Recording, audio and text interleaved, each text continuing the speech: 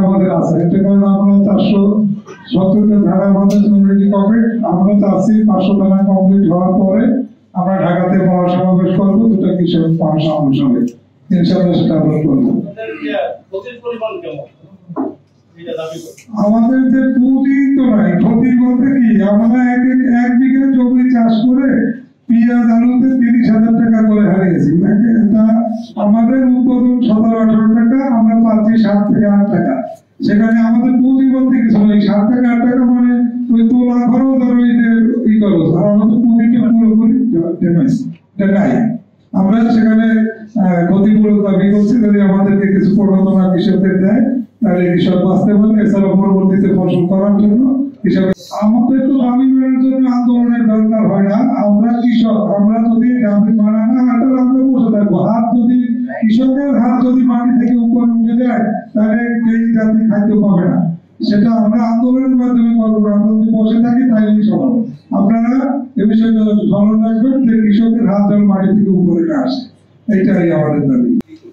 সেইটাই আমাদের প্রধান দাবি। এটা গভর্নমেন্টকে বলছি যে আলু এবং পেঁয়াজের আমাদের কমিশন করে দেয়, আমাদের 30 টাকা রেট দেয়। বাংলাদেশে আমাদের যে প্রথম নাম্বার দেয়, এক দেশ এক রেট, এটা চাচ্ছি আমরা।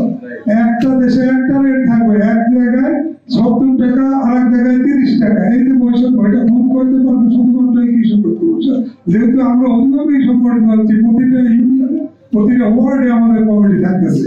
আমরা মানে সম্পূর্ণ খবরটা আমরা নিয়ে নিয়েছি কোথায় কি হচ্ছে। আমাদের অলরেডি হচ্ছে, কারণ কৃষক আজীবন নিষ্পেষিত ছিল। এই কারণেই কৃষক ঐক্য নামে এটা সংগঠিত হয়েছে সারা বাংলাদেশ সমস্ত জেলার কৃষকদের নিয়ে। আমরা কোনো রাজনীতি করবো না, আমাদের ভোটের দরকার নেই। আমাদের দরকার কৃষকের অধিকার।